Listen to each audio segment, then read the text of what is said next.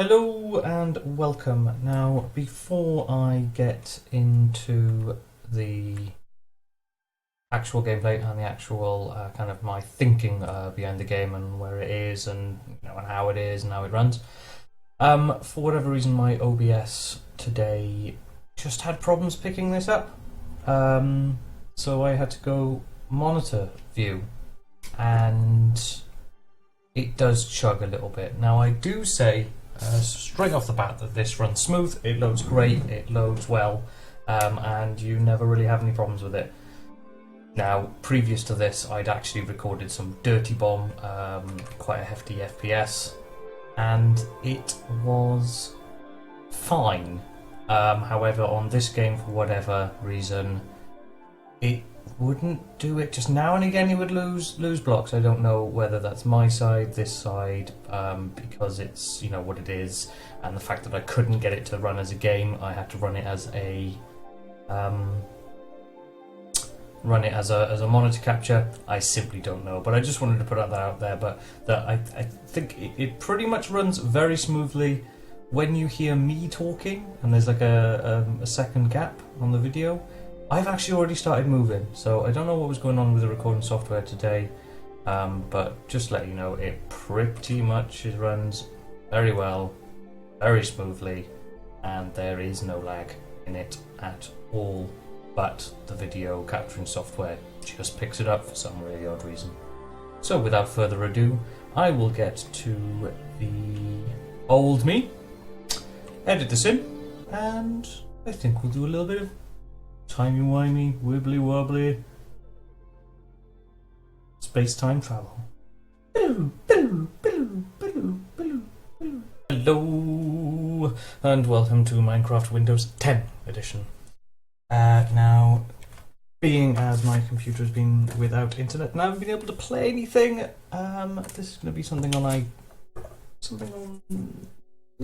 I've played for quite some time. I've played the original Minecraft since Alpha, like Alpha 108 or something like that. I've always played it on PC using obviously the Java. Now this is the mobile port that came over with Windows 10. Now if you upgraded to Windows 10, you got this for free. So everything that I do say that is bad about it, I do know it's in a beta or a beta, whichever one you want to say. And I understand that this is the way they're going to be going with it. I just hope that they're not going to put too many paywalls in the way. Now, there's a fair few good points about this so far, and a few things that worry me as well. So, we'll get into a game at the moment, and I'll do a little stress test. I've set up quite a bit of TNT to see how it actually responds, because obviously too much TNT in a normal PC game, especially if you're running a fair few mods, can tank your frame rate and even crash it. So we'll have a little look into that. Now, a couple of good things. It loads instantly. One of the other good things, I suppose people that have been playing this on not on Windows 10 or Windows 7, 8 or whatever, but they've been playing it on one of the consoles. It's basically that. It's the basics of it. So you've got your minecarts, you've got your things to build, but you can go into the Nether, which we'll build one of those in a moment. You can do basically everything that was in Alpha in the PC version, which sounds very, very much like I'm trying to be a PC elitist, but there are just certain things that have been out longer for it, and they're better designed for it. And in my case, I think that's brilliant. However, Minecraft is a learning tool for kids, for people that just simply like to build stuff. Maybe this is the one for you for free. So let's have a little look. So I already mentioned that at the end of the day it loads up very quick. It doesn't look like it's using Java, which is good, to say the least. It smooths, it loads great, it loads quickly. It does have a multiplayer in it as well. You can go full screen. This is running at 1080p at the moment on a 32-inch, TV, and it will sync up with your Xbox Live account, which mine is Legendary Rowley from years and years ago. Now you can change your character and how they look. There are some paid ones. For argument's sake, everything with the little icon here is paid. To gain access to them, you need to go to them, click them, press buy, and put in your Details. Now this is blanked out for obvious reasons, because I don't want you knowing my stuffs. And that's what I've got. And each one of these seems to be 79 pence. I've clicked on a fair few of them, but as you can see, put in your Microsoft account, and then I've already got it set with PayPal. 79 pence including VAT. Not sure what that's going to be. Maybe that's what 99 pence in America, 99 cents in America. Not sure. You'll have to check that out yourself. You lose any right for a cooling off period, and the money gets taken out immediately. So parents, don't keep things logged in with passwords. 79 pence times what? 1, 2, 3, 4, 5, 6, 7, 8, 9, 10, 11, 12, 13, 14, 15 here. And another 15 here. Can get quite expensive. Now you can actually just add a custom skin, which will take you back into Windows. So there is no real need to do it. There are plenty of free skin makers out there. So let's have a little quick look at the options, and then we'll get into it. So you got your name, your sound, your music, your difficulty, which I can't really tell. It's just 1, 2, 3, or 4. I think it's there by default. Third person view, yes or no. Local server multiplayer, yes or no. Next one. Sensitivity, invert, your lefty if you want. You can split your controls. D-pad size, I'm not sure whether that's still there. Auto jump, just means you don't have to press space to jump. And your keyboard layout, which is... you don't have rebindable keys, but you can go QWERTY, QWERTEZ, but whichever country you're in, you're just going to keep it to QWERTY for me, because that's how my keyboard is. And the last bit, you got your brightness, your render distance, which is on full, obviously. FOV, I like full. Full screen. View bobbing, fancy graphics, beautiful skies. Animated water, got all those on. Hide GUI. I do actually have that off, I haven't tried it. You can tell it's a mobile port. There are things still like the D-pad size in here. No point. This will also work with an Xbox 360 controller. I haven't tried it with a PS3 or a PS4 controller because I don't have one, but I presume there's a workaround, or you can make it work, or it just does work at the moment. So there's your options and your skins. Now you do have your achievements here. Things like crafting, bench and all this, and it will go towards your actual score. Hell, why not? It's just a bit of fun. No harm in it at all. Now, to play, you can have realms, which are coming soon, which I believe will be paid for, and you can have so many people on there. Friends, you can add a server and join their server.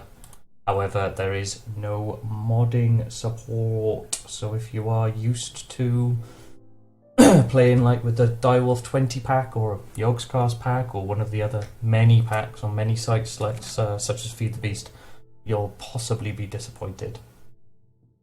Now, also on that same thought, I mean, I don't generally play the game when I'm playing the game with a normal text pack on. I'll have Sphax on, or you know, some other kind of one of the probably about 1 million or so other packs that you can have. As far as I can tell, you can't do that on here. It's just basic looking or nothing. Something that I did like though is that this is a creative map that I've already set up. I can actually change it to survival before I go into it, and I can also have it as always day on creative mode, and it explains what that is. Quite like that. So I could change this one now, or maybe I've given myself a couple of bits and bobs to get myself started, or you've given the kids something to get started because you know they're not into it that much. They don't like the whole crafty side of things on survival. They want a little house. Build them a little house. Stick it over to survival once you're done. Nice little thing there. So what we're going to do is we're going to jump straight into Plenty of Diamond. No, we're not. But I suppose this does give you a good idea of how quick it is. Jump into Testy. Right, so here it is. As I said, it loads pretty well. I'm in creative, so I can fly around. and have a little look at the load distances and how it actually looks. You can see the load distances aren't bad. It is pretty smooth. You've got your different biomes, your different words. There are animals in it as well, and yeah, it's basically alpha version of Minecraft. Not much more else to say about that. Now, one glaring thing that seems to be omitting from this is redstone. Now, it says that there's redstone here. When I get the correct one up. However, it just doesn't seem to work. I don't know why. And doesn't seem to be a way of making a redstone stick. So I'm not really sure what's going on there. Now, what I do need though is a lever or a button to set off some stuff. Again, as you can see, you've got your carpet, you've got your wool, you've got your cake, you've got your basic stuff. You've got your cacti, excuse me, you've got your, you can do enchanting in this as well. You've got a couple of nice bits like your moss and stuff like that to make slightly nicer things. Anvils. And your brewing stand as well, so that's made its way in, as well as a stone cutter. A few bits and pieces still left in. You've got your coal, your iron, your gold, your diamonds, your lapis. Now there is redstone here, emerald, and obsidian, which we're going to need in a moment. And then you've also got your redstone track.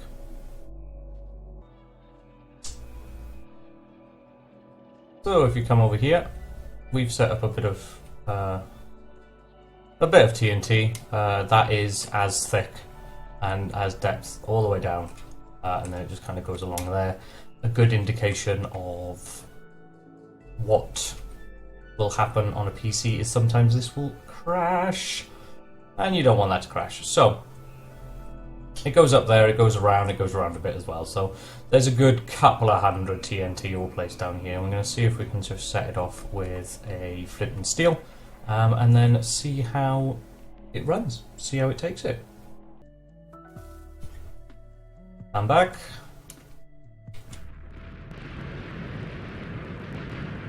Oh, well, we have lagged a bit. Oh, but I mean,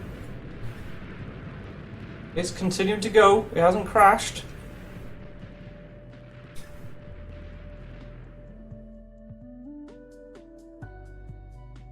I mean, I could continue recording. It didn't crash. Obviously, this is creative mode, so there wasn't any bits left over, so maybe that will make a difference. But I mean, it dealt with it. It did. It blew a damn hole in there. So yeah, I'm pretty impressed with that. Now, I'm just going to have a little jump cut. And here we are. So I just built myself a little obsidian bits and pieces. And we're going to go into the nether. Nether loads nice and quickly. It's as you expect, really. Just a whole place of death and destruction and unhappiness. You've got your ores here as well. And you've also got a little bit of a challenge here with the underground bases, the fortresses that you can go into and have a little bit of fun in as well with your mates. So altogether, I mean, when you take the pros and the cons of this, it runs smoothly. It does run great. However, it's hard to say if it runs that great because I haven't played vanilla Minecraft in so long. I've always had 150 to 300 mods on the PC version, so I'm not entirely sure that it is running that well, but we'll have to see with a little bit more play around. But when you take into the fact that it's not using Java anymore, it's smooth, it does load great, it does have multiplayer in full screen, You can change character. It is free. The loading distance is good. Now there is the buying of the skins, and it is very basic. But this will do some people, and you know, at the end of the day, if you are that kind of person that is quite happily just playing around on Minecraft, or you've got another sibling or another child that maybe wants to try it, and you simply don't have the money to buy another one, or you don't have another Xbox or PS4 to put them on, then you know, this will probably run pretty well on, you know, a laptop or just a basic PC. Does chug a little bit in here, but a lot of lava, I suppose. Thank you very much for watching, and I will see you